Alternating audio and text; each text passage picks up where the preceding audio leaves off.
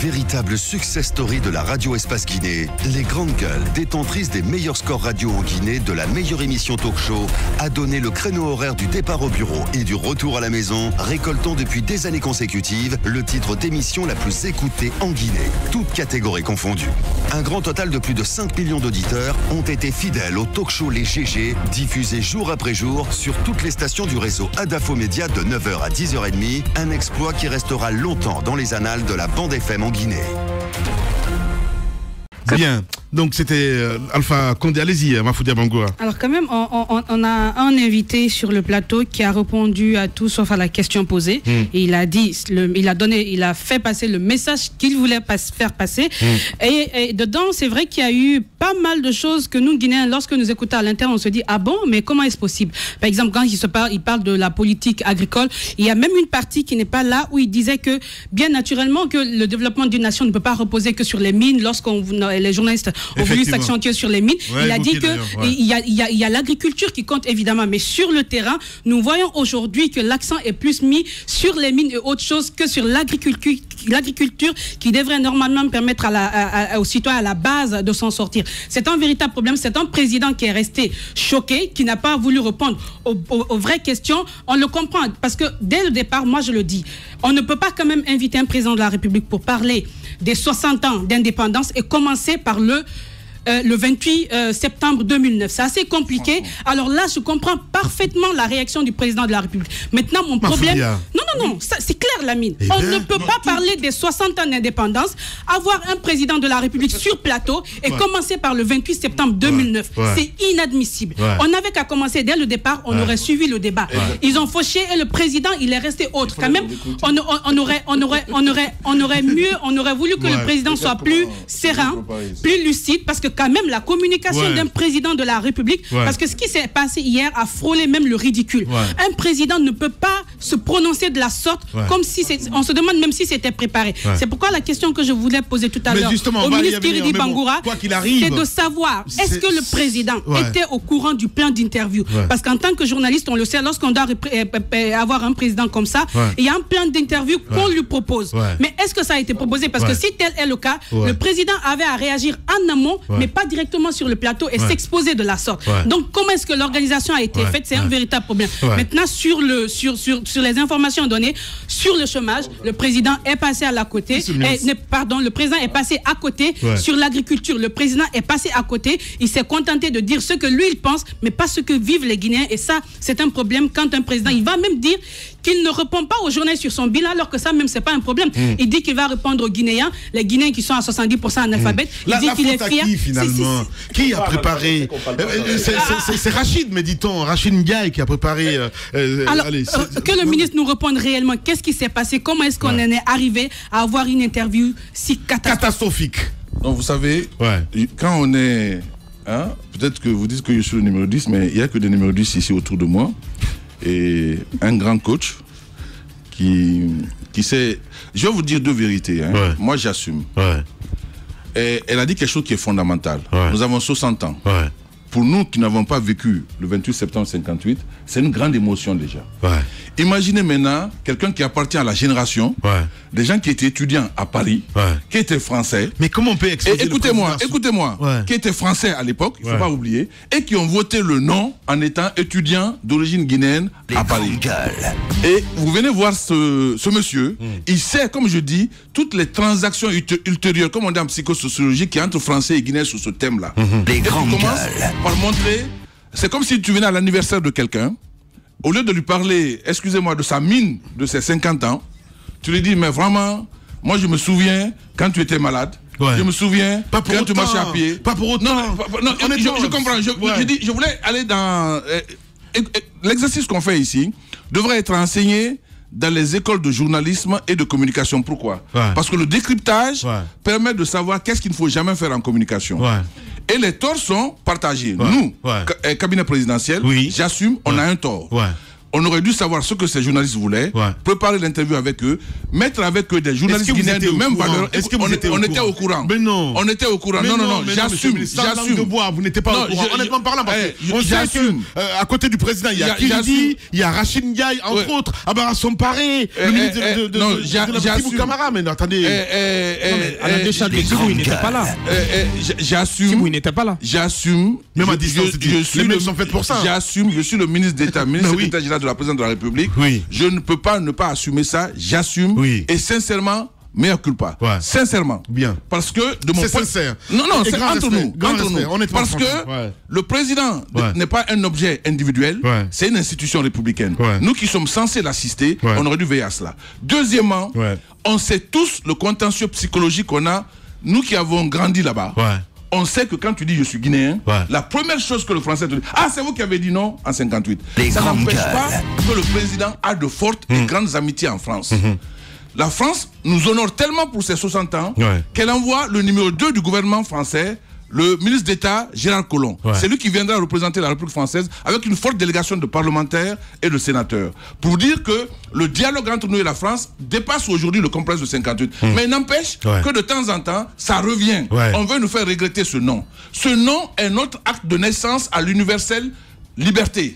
C'est ce qui nous a permis d'exister aux yeux du monde. Nous ne le regretterons jamais. Et quand le chef d'État dit, voilà le contexte dans lequel ça s'est passé, tenez compte aussi de ce contexte-là. On ne nous a pas facilité la tâche. Sincèrement, on doit à la justice de dire cela. Je vais finir avec ça. Qu'est-ce qui a fâché le président finalement à la fin du compte? Honnêtement. C'est de réduire la Guinée au 28 juste septembre. ça. Alors que, à juste le 28 septembre 2009, alors que la Guinée du 28 septembre 58, excusez-moi, a accueilli Mandela ici. Nous sommes allés en France étudier sans bourse guinéenne. Par l'effort de nos familles. On a trouvé les Sud-Africains avec les bourses guinéennes. Les grandes gueules. Vous savez, quand on parle de la Guinée parfois, on se décote nous-mêmes. Quand la Guinée-Bissau a eu l'indépendance en 75, en 74, ceux de ma génération savent qu'on a eu des problèmes de riz à Conakry. Parce que le président Sékou Touré a fait déporter le bateau qui devait amener le riz à Conakry à Bissau. On sait que les chaussures qui devaient venir à Bata ont été envoyées à Bissau. Une nation qui a fait tout ça, qui a soutenu la lutte d'indépendance de l'Algérie.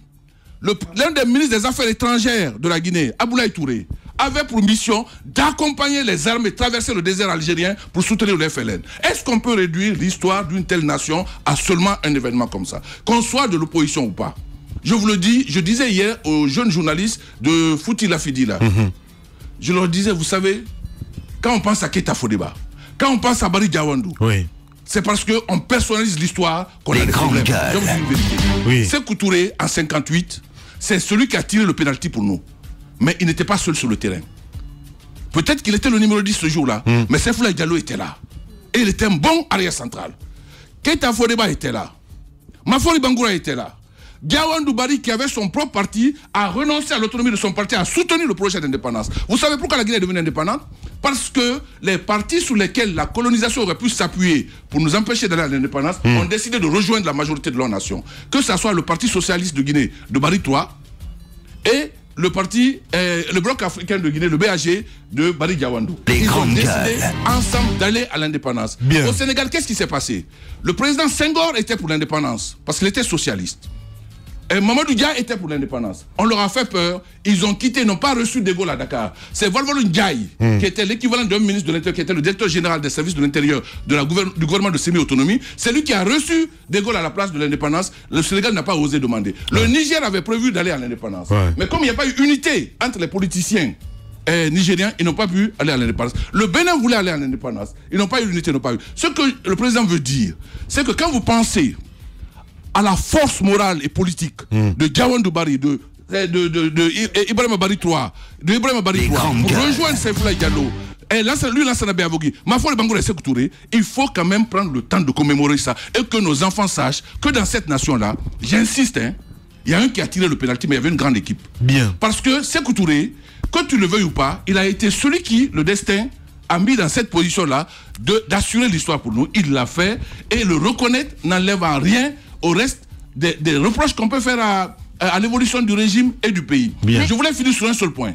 Excusez-moi, qui pour moi est important dans la déclaration de Mafoudia Bangoura.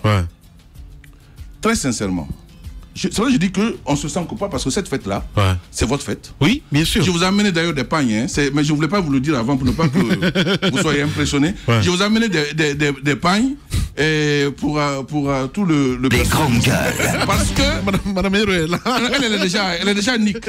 Elle a déjà réglé son problème. Donc elle n'aura pas. Et très sincèrement... C'est notre maman ici. Ah bon, celle qui va partager alors. Voilà, c'est ça. Très sincèrement, c'est comme si vous avez une fête de famille. Excusez-moi, il y a un invité qui vient. Des grandes gueules. Vous êtes en train de fêter l'anniversaire du grand-père. Il vient et vous gâte votre affaire. On est un peu dans ce sentiment-là. Et je suis d'accord avec vous. Ça a fait que le président est rentré dans une colère de Guinéens. Cette colère de Guinéens qui a fait que... Excusez-moi. Non. Je ne peux pas accepter que monsieur le ministre dise qu'il est entré dans une colère de Guinéens. C'est pas tous les Guinéens qui s'emportent. Vous, à la place de monsieur le président sur le plateau, en tant que communicant, je sais que vous ne vous serez pas laissé emporter. Vous savez, Seyfoulaye Diallo, j'ai des petits privilèges parce que je suis plus âgé que vous. Un de ces petits privilèges, je vais demander aux enfants de Seyfoulaye Diallo, à Zénab, à Nemnem, à Franco, tous, à Kibongé. Moi, j'étais le petit ami de Seyfoulaye Diallo. Il m'adorait. Je lui ai demandé, mais tonton, j'ai vu votre photo en 58 là, vous avez l'air crispé. Il dit, hey, mon fils. Il dit déjà écrit ce discours-là, les deux discours-là, mon discours et celui de Sékou Touré, ça a été toute une bataille. Seyfoulaye Diallo a supervisé la rédaction.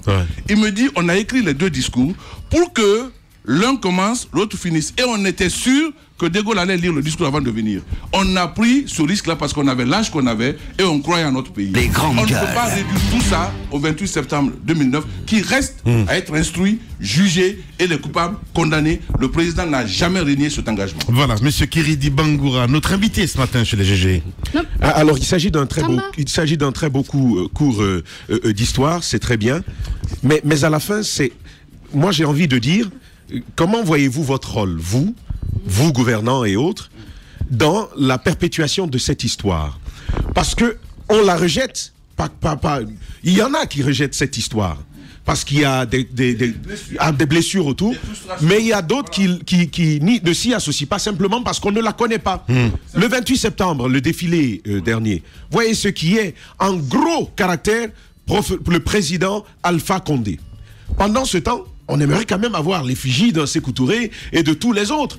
La redite de cette histoire-là, qu'est-ce que vous en faites? Et aller porter la correction à la commission d'organisation. Il a exigé les photos de tous les compagnons de l'indépendance et de tous les leaders qui sont battus pour l'émancipation de l'Afrique. En fait, j'ai envie de dire... Il a réagi exactement comme vous. Mais en même temps... Quand je dis qu'il a réagi en Guinée, il a réagi comme vous, Tamba. Il a dit non, c'est la fête de ceux qui sont battus, on doit les commémorer. Ressortez-moi les photos d'Oliver Tambo. Pour monsieur le ministre, un président de la République n'est pas un citoyen ordinaire.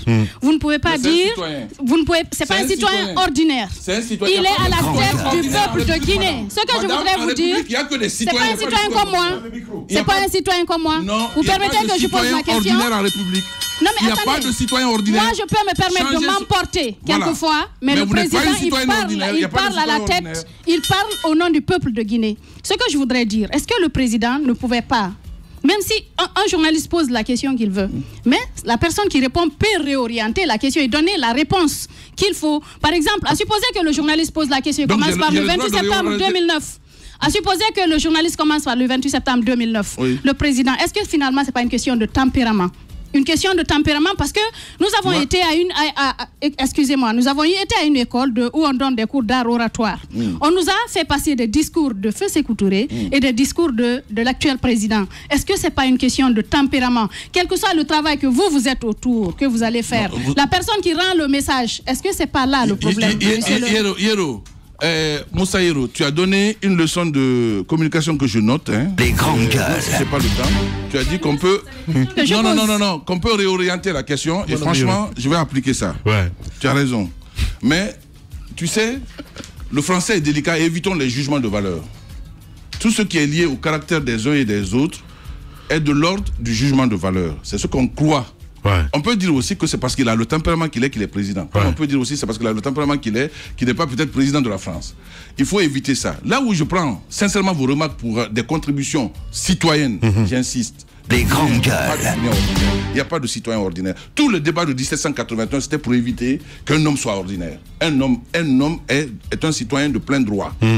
Et sincèrement, ce que je retiens de cela, de cet exercice, c'est que quand nous fêtons en famille, quels que soient les invités que nous invitons, essayons qu'à chaque étape, on se concerte pour savoir qu'est-ce qu'on veut donner comme couleur à la fête. Toutes les propositions que vous faites ici, sincèrement, la commission, peut-être si elle avait été plus ouverte à la presse, à d'autres, c'est un journaliste de la presse privée qui aurait participé à la préparation de cela. C'est des choses que nous apprenons. Nous avons cette modestie, cette humilité. Les grandes gueules.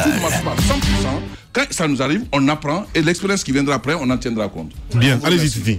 Vous parliez tantôt d'un invité, si vous voulez, qui se positionne en rabat-joie par rapport à notre fête qui vient nous gâcher notre fête. Est-ce que vous direz la même chose de cet ouvrage qui a fait polémique également, Mémoire collective, qui est aussi une production, on va dire, pratiquement de l'étranger, donc de l'ancienne puissance colonisatrice. Est-ce que vous pensez que cet ouvrage aussi est comme un cheveu dans la soupe? Vous savez, encore une fois, ce que j'aime dans ce que... vraiment, Yoro, tu m'excuses, hein, la voix est vive, mais tu as toujours autant mon admiration et mon respect. Et excuse-moi d'avoir élevé le ton. Et ce que j'aime dans l'exercice que nous sommes en train de faire ici, c'est quand on est soumis à la correction de... Certains d'entre nous ici ont enseigné, corrige les copies. Quand tu corriges quelqu'un sans lui, tu lui apprends rien. Ce qui est important, c'est que celui qui est remédié puisse bénéficier de la leçon. Sincèrement, très sincèrement, on a mal fait, peut-être, de croire que c'est aux autres de décrypter notre réalité. Moi, je crois, en âme et conscience, que le dialogue... On a fait tellement de demandes, le président. Oui, écoutez-moi. Oui. Ce document du FIDH, qui est en Guinée qui n'est pas sensible aux crimes qui ont été commis par l'État guinéen de 58 à nos jours? Personne.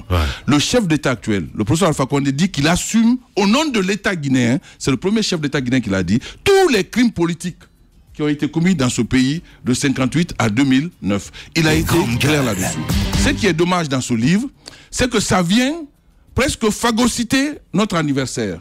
Au lieu que ça soit l'un des thèmes de l'anniversaire, c'est devenu le seul débat en utilisant, c'est vrai, la puissance de ceux qui ont édité cet ouvrage, la légitimité de l'organisme qui est derrière la FIDH. Sincèrement, on aurait pu être plus global et faire quelque chose qui tienne compte de cet aspect-là et des autres aspects. C'est pour ça que j'ai insisté. Je veux dire à nos fils et filles qui nous écoutent qu'ils sont une nation qui a cotisé chaque année des millions de dollars pour que l'Afrique du Sud soit indépendante. Qu'ils sont une nation qui a pris ses propres ressources financières pour aider l'Angola à envoyer ses premiers étudiants en Union soviétique. Ils sont une nation où les bateaux russes et cubains garés ici pour aller appuyer le MPLA. Ils sont une nation où 5000 Guinéens ont participé à l'indépendance de la Guinée-Bissau, dirigée par le général Conté. Ils sont une nation. Ils sont une nation. Et c'est le jour, et c'est le moment de le dire. Et là où vous avez raison, c'est que c'est dans notre système éducatif qu'on doit définitivement régler le problème. Vous pensez que on doit enseigner la nation de façon équilibrée, qu'on n'attende pas seulement des grands événements comme ça pour en parler. Vous pensez que le fait que le livre Mémoire collective, donc du FIDH et en partenariat avec RFI, ne mette pas suffisamment l'accent sur ces hauts faits d'armes de notre pays, de notre jeune nation, vous pensez que c'est là et vient un tout petit peu travestir l'histoire, le fait de mettre l'accent plutôt sur les violences politiques. Les grandes gueules. C'est la façon dont vous rendez compte d'un événement sans situer le contexte et en reconnaître les résonances contraires vous permet d'orienter définitivement la mémoire collective. Le livre s'intitule Mémoire collective. La mémoire collective guinéenne, c'est ça seulement? Non. J'aurais aimé qu'en avant-propos, on dise voilà une belle aventure humaine. Ce pays a été ça, a réalisé ça et ça. Mais il y a eu aussi ça, et nous on a décidé pour cette fois-ci de nous consacrer qu'à ça parce que nous sommes spécialisés dans ça. Cette modestie-là nous aurait permis peut-être de consommer autrement cet ouvrage. Mais je dis bien, il y a une fête de famille. Il y a un moment clé de l'histoire d'une communauté humaine constituée en nation par la force de l'histoire. On ne peut pas, aucun de nous ne peut être content qu'on ne nous présente que cette image-là de la Guinée. Quand je dis que le président a réagi en Guinéen, en citoyen guinéen, il a réagi en disant mais comment on peut commencer ça par ça. Mais vous qui êtes des techniciens de la communication, vous venez de me dire, d'accord, il aurait pu encaisser cette question et débattre autrement. Je prends note. Alors, c'est à l'occasion de ces festivités qu'on entend pas mal de Guinéens sur l'histoire de notre nation. Mais quand même, ce qui nous reste, ce qui doit nous maintenir collés à notre histoire, notamment la jeunesse, c'est le travail des historiens. Aujourd'hui, on parle de cet ouvrage mémoire collective. Normalement, ce travail revient aux Guinéens. Pas à n'importe quel Guinéen, mais des Guinéens qui acceptent de travailler objectivement. Donc, des historiens. Le jour même, je crois, le 28 septembre, j'ai écouté Dr Gilbert Ifono à la télé, qui était l'invité, qui a dit qu'en 1994, ils ont entamé des travaux pour regrouper des archives et écrire sur l'histoire de la Guinée. Mais que pour des raisons de financement, ils ont abandonné. Et de là, jusqu'à nos jours, qu'est-ce qui est fait par l'État pour aujourd'hui regrouper nos archives, permettre aux Guinéens, aux jeunes de savoir ce qui s'est réellement passé en laissant de côté toute considération. Le chef de l'État que vous défendez aujourd'hui dans ce studio, qu'est-ce qu'il a fait dans ce sens depuis qu'il est là? Je vais vous faire rire. Ali Gilbert Ifono est un collègue et j'étais membre de la fameuse commission de 94. J'étais le plus jeune. Et quand on est arrivé aux affaires, le président a interrogé la même préoccupation. Il faut une histoire générale de la Guinée. C'est-à-dire qu'il faut un livre de référence où on prend la Guinée de ses origines à aujourd'hui, quitte à faire plusieurs tomes, comme un peu l'histoire générale de l'Afrique faite par l'UNESCO. Il est sous ce modèle-là. Il a voulu qu'on mette en place une commission nationale de rédaction de l'histoire générale de la Guinée. Mais je vais vous faire rire, la relation entre l'histoire et la mémoire est terrible. L'histoire, c'est vrai, c'est la science des faits qui sont produits dans le passé. Mais la mémoire, c'est parfois subjectivement ce qu'on en fait. Et à titre individuel, et à titre collectif. Et ce qui se passe en Guinée, c'est que la mémoire catégorielle et individuelle a pris le pas sur l'histoire. Donc même nos historiens, malheureusement, sont dans des postures de mémoire plus que d'histoire. C'est pour cela que la réconciliation nationale, je suis d'accord avec vous, est un passage obligé pour que nous retrouvons le fil de notre histoire, pour que nous nous mettons d'accord sur les faits, leur logique, leur contexte, et que nous avançons ensemble. Mais nous nous battons dans l'histoire comme s'il s'agissait d'une mémoire personnelle ou d'une mémoire catégorielle, alors que ça doit être une mémoire collective partagée. Bien, on va essayer d'évoluer avec d'autres sujets parce qu'on n'a que 10 minutes. Allez-y, Madame Hiro. Non, mais bon, je voulais juste, avant qu'on avance sur la crise à la Cour constitutionnelle, par exemple, il y a 1 année ou 2 ans, on parlait des fosses communes du premier régime qui ont été retrouvées quelque part vers Nongo. Monsieur le ministre, si vous vous souvenez, il était prévu qu'on officialise cela, qu'on présente ça aux enfants des victimes et qu'il y ait quelque part même des stèles par rapport à cela. Est-ce que le problème de la Guinée, le fait que les enfants ne réussissent pas aujourd'hui à assimiler l'histoire de la Guinée, c'est le fait que les autorités elles-mêmes ne réussissent pas à mettre cela en avant? C'est pas une priorité, on a l'impression. Je vais être très prudent. Vérifiez le mot dans le dictionnaire, mais je crois que ça s'appelle polation. La polation, c'est l'idolâtrie des lieux. Les grandes gueules. Mais sans tomber dans la polation, il est important, une fois qu'on est réconcilié, qu'on montre les lieux de nos faits partagés. Qu'on dise, c'est ici que ça s'est produit. Voilà ceux qui ont été victimes. Voilà comment on a pardonné. Voilà comment on a partagé leur douleur. C'est important, vous avez raison. On ne peut pas avoir l'histoire en l'air ou la mémoire en l'air. Elle a besoin de lieux sans tomber dans la polation, sans tomber dans l'idolâtrie des lieux pour les lieux. Mais il est important qu'on puisse montrer les endroits où les événements se sont produits, qu'on puisse les consacrer, que quelqu'un qui ne connaît pas la Guinée, quand il vient, on puisse lui dire, voilà là où ça s'est passé. Mais tous les Guinéens ont lavé leur linge sale, ils ont tous condamné ce qui s'est passé, ils ne reprendront plus jamais cela. C'est important dans leur proposition justement des 2 sages, l'archevêque et l'imam ratib de la ville de Conakry, il est proposé que, entre autres mesures de réparation, qui est l'érection de ces lieux-là. Les grandes gueules. Et sincèrement, ces lieux-là sont divers sur le territoire. Il y a Kindia plusieurs fois. Tout 71, il y a eu Kindia. 84-85, il y a eu Kindia. Kindia, c'est plusieurs fois. Il y a le camp Al-Faya où il y a des endroits, paraît-il. Mais tout cela, il faut partager la mémoire pour ne pas qu'elle devienne conflictuelle, qu'elle devienne concurrentielle négativement. Bien, plusieurs questions à la fois parce qu'on arrive pratiquement au thème de cette interview. Le contexte aussi, c'est important de s'y intéresser, le contexte dans lequel auront lieu ces célébrations de ces 60 ans d'indépendance. C'est demain. D'abord un mot sur le niveau des préparatifs et comment vous, qui êtes du cabinet du chef de l'État, vous avez invité une bonne dizaine de chefs d'État, a-t-on appris, une quinzaine, j'ai appris. Comment vous allez gérer tout cela, la logistique? Est-ce que tout est calé au millimètre près? Parce qu'il y a des chefs d'État comme Sassou qui qui, on le sait, se déplacent par exemple avec une cinquantaine de précurseurs et tout ça. C'est assez compliqué à gérer. Est-ce que tout est prêt à ce niveau? Le défilé militaire, comment ça va se passer? Mais le contexte dont je parlais, c'est la crise avec le SLEG. C'est aussi, on va occulter l'autre question, la crise à la Cour constitutionnelle. Mais il y a aussi l'installation des exécutifs communaux. Il y a le cas de Kindia. D'accord. C'est le jeudi 5 octobre. Vos militants du côté de Kindia refusent donc d'entériner l'accord que vous avez signé avec l'UFDG. Comment vous appréhendez tout ce contexte assez agité? Je vais commencer par les préparatifs. Justement, la Guinée a décollé, sinon on n'aurait pas pu accueillir 10 chefs d'État, 15 délégations étrangères. Justement, la Guinée a décollé. Sinon on n'aurait pas pu accueillir tout ce monde-là. Parce qu'il y a les hôtels? Non. Parce qu'il y a les hôtels? Je ne dis pas, je dis on a décollé parce que sinon on n'aurait pas pu faire ça. Il y a quelques années, on n'aurait pas pu accueillir et faire dormir 10 chefs d'État dans notre capitale. C'est une fierté de l'avoir fait, sincèrement. Je parle de ce que je... Les grandes gueules.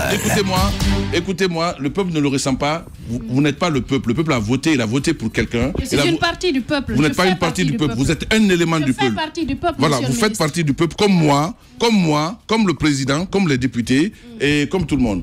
Mais il faut qu'on arrête de capturer de façon frauduleuse la souveraineté du peuple. Nous tous, on veut parler au nom du peuple. Il ne nous a pas donné mandat. Il faut laisser les dévolutions de souveraineté se faire normalement. Sinon, on tombe dans la chienlit, la démagogie. Je parle au nom du peuple souverain de Guinée. Le peuple souverain de Guinée a des institutions, a voté pour des élus, comme ceux de Kindia, comme ceux d'ailleurs. Il faut qu'on respecte les institutions. Le premier respect des institutions, c'est que c'est l'émanation de la volonté du peuple qui s'exprime à travers l'adoption d'une constitution et la mise en place du président de la République et des députés. Je voulais revenir donc sur la question de ces préparatifs. Ces préparatifs, sincèrement, débordent tout le monde parce qu'on découvre que c'est la fête de tous les Guinéens. J'étais à Matoto, PA, là où les jeunes de Fouti, la Fidila se retrouvent. J'ai trouvé les jeunes Guinéens à qui personne n'a rien demandé porter fièrement des t-shirts de l'an 60 et s'approprier cette fête. J'étais très ému parce que que personne n'a besoin que quelqu'un l'invite. Les gens pas savent que c'est leur fête. Donc je souhaite simplement qu'on accueille les étrangers comme dans notre tradition, bien, qu'on les laisse repartir bien et qu'on revienne à nos querelles de famille après. C'est extrêmement important dans une société civilisée de marquer les moments et les temps. On reçoit des invités, on est fâché avec ma soeur Yero. Hein? Et on n'est jamais fâché. Hein? Non, toi et moi, on n'est jamais fâchés. On n'est jamais fâchés. Parce qu'on a fait la brousse ensemble. Ah oui, en fait, tu as fait la brousse après moi. Hein? Oui, on a fait pratiquement le même cheminement, même si mes questions dérangent parfois. Ah non. Madame, on n'a pas fait le même cheminement. Tu as travaillé à Aide Action. Et vous étiez là. Non, j'étais pas là-bas. J'étais le patron d'Aide Action. Et celui qui l'a... Non, et celui qui l'a africanisé. Non, j'étais le patron. C'est important d'accepter ça aussi. Être patron veut dire qu'on a été là. Merci, madame. Non, tu sais... Non, être patron d'une entité veut dire qu'on a été là, au sein de l'entité. Tu as raison. Je te recrute comme conseiller spécial chargé de ma communication. Parce qu'elle est imbattable. Mais sincèrement, pour revenir à ces crises-là sous le SLEG, je veux juste ici rappeler les faits. Monsieur le Premier ministre maintient l'instruction donnée aux membres du gouvernement d'aller à la négociation, au dialogue avec les forces syndicales. C'est une ligne intangible de la politique nationale. Le dialogue social est une ligne intangible. Le Premier ministre l'a confirmé, a donné des instructions aux ministres concernés d'aller au dialogue avec les forces syndicales. Là-dessus, c'est la position du gouvernement. Oui, la position du gouvernement, sauf que du côté de SLEG... Sauf que du côté du SLEG, justement, si rien n'est fait d'ici à demain minuit, ils maintiennent leur mot d'ordre de grève. Encore une fois, au moment où on parle, les démarches sont en cours pour que les deux parties se rencontrent et trouvent une solution d'installation et de maintien du dialogue jusqu'à ce que nous aboutissons à des conclusions acceptées par les deux parties. Sur la question d'installation des communes, très sincèrement, les élus communaux sont là. Les partis politiques ont été amenés, vu les difficultés liées à l'organisation des élections, à passer des accords. Et de notre côté, moi je parle en tant que membre du bureau politique du RPG Arc-en-Ciel, nous respecterons et nous ferons respecter nos engagements que nous avons pris et avec l'UFR. Même au gré de la force? Non, pas la force, jamais. Comment vous allez convaincre votre base de Kindia d'accepter que le RPG ne présente pas des candidats à Kindia contre le candidat potentiel de l'UFDG qui est le maire souhaitable de l'État? Si je vous le dis maintenant, je vais saboter peut-être l'efficacité requise pour cela. Je voulais simplement faire une réflexion. Parfois, il ne faut pas se poser la question pourquoi on me refuse ça. Il faut se poser la question comment je me comporte. Je souhaite à nous tous, quelle que soit notre force, quelle que soit notre légitimité, de respecter l'autre. L'autre dans toute sa diversité, dans tous ses mérites, dans toutes ses légitimités. Si cela est fait, Kindia dont on parle aujourd'hui est l'un des lieux les plus cosmopolites. Mais quand tu dis aux gens de l'Abbé que l'Abbé est cosmopolite à leur détriment, ce n'est plus du cosmopolitisme. Tu es obligé de respecter la tradition des gens. Tu deviens leur mère, leur fils, comme leur fils autochtone. Comme celui dont tous les ancêtres sont là, si tu les respectes, ils te donnent la même considération. Vous avez été tout de même choqué par les propos, les déclarations de Kuntigi et la Segouna et de l'imam de Kindia quand même. Dans le petit job qui est le mien, elle a été sur le terrain, elle sait que parfois quand tu dois faire un diagnostic participatif, ce qui t'intéresse, c'est que les idées soient ensemble et que les gens regardent dans le même sens. C'est cet effort que je suis en train de faire, que nous sommes tous en train de faire pour le moment, pour que ça se passe bien partout dans les 342 communes, comme à Kindia. Et sur la question, la dernière question c'était... Non mais c'est sur les sorties, les déclarations de Segouna et de l'imam, tout de même dans le cadre de Kindia. Ce qui doit être fait pour ramener le calme et aboutir à un discours citoyen et républicain a été fait et encore en train d'être fait. Mais vous condamnez ces déclarations? Encore une fois, je condamne ces déclarations si je ne tiens pas compte du contexte, mais je demande aux autres de les respecter. Bien. Quand vous traitez, excusez-moi d'être très clair, quand vous traitez celui qui est censé être le sage de l'autre village de tout ce que vous voulez, comment voulez-vous que ce sage-là ne se rebiffe pas? Bien. Et si vous venez le même sage, comme ta famille a dit que c'est toi leur sage, je viens vers toi, j'ai besoin de ça, je suis ça, il va tenir compte ou pas? Mais s'il a été, le respect est mutuel. S'il a été traité de ceci ou de cela, c'est après cette déclaration qui n'ont pas contribué à l'apaisement. Vous savez, je suis partisan. Vous connaissez ma franchise sur ces questions-là et je n'ai de leçons à recevoir de personne sur les questions ethniques en Guinée. Parce que je sais ce que j'ai fait, par exemple, en étant jeune directeur adjoint puis directeur d'une ONG internationale. J'ai recruté en tenant compte de toutes les ethnies de Guinée exprès. Bien. C'est ma passion de mettre les Guinéens ensemble. Mais je dis, quand je suis à l'Abbé, je dois respecter la famille Ba, je dois respecter les Kadbianké, je dois respecter le type le moins riche, le moins noble de l'Abbé, je dois le respecter parce qu'il est chez lui.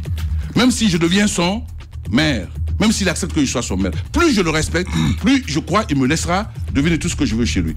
Je pense que Elhadj Sellou et les autres leaders, tous ont ce comportement-là. Il est important que ceux qui les suivent aient le même respect pour toutes les notabilités du pays, où que ce soit, de Sénécoré à Kassa. C'est extrêmement important qu'en plus de la République, nous respectons nos us et coutumes. Voilà. Monsieur le ministre, merci beaucoup en tout cas d'être passé chez les grandes gueules. Malheureusement, nous sommes pris par le temps, je suis obligé de rendre l'antenne. Merci à vous à l'international. Dans un instant, sur Espace, vous avez rendez-vous avec Arnaud Bécher. Et sur Espace TV, c'est la rediffusion évidemment de grands rendez-vous d'information avec l'équipe de Moussa, Moïse Silla.